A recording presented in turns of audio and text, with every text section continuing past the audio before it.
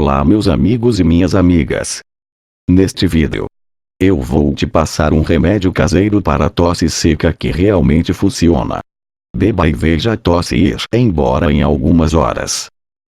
Então se você está com esta tosse chata e que te incomoda, fique até o final para saber como preparar e tomar. Deixe o seu like para ajudar o canal a crescer, e se inscreva para não perder os próximos vídeos. Para aquelas pessoas que estão acima do peso, eu deixei uma dica bônus na descrição deste vídeo. Acesse o link, veja o vídeo e comece hoje mesmo a realizar o seu sonho de ter um corpo bonito. Mas, vamos tratar primeiramente desta tosse que te incomoda muito.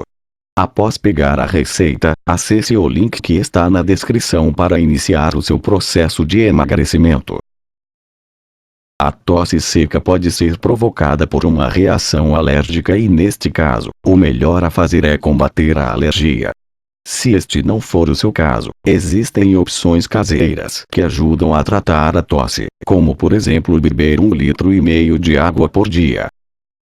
Beber água é indispensável para qualquer tratamento, mas além disso, separamos aqui uma receita ótima que vai acabar com a tosse em poucas horas.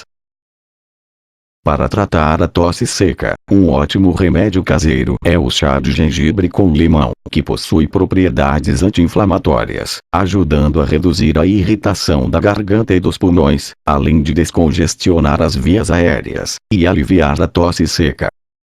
Esse chá também pode ser utilizado como remédio caseiro para tosse em crianças, pois não apresenta efeitos colaterais. Os ingredientes aqui são fáceis de achar, e você já pode ter em casa. Você vai precisar de 140 gramas de raiz de gengibre, suco de 2 limões e meio litro de água.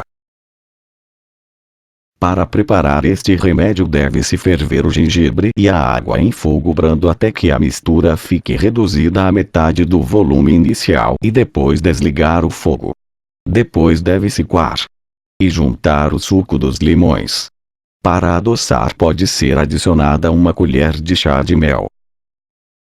Deve-se tomar uma colher de sopa deste chá a cada 4 horas, enquanto a tosse persistir.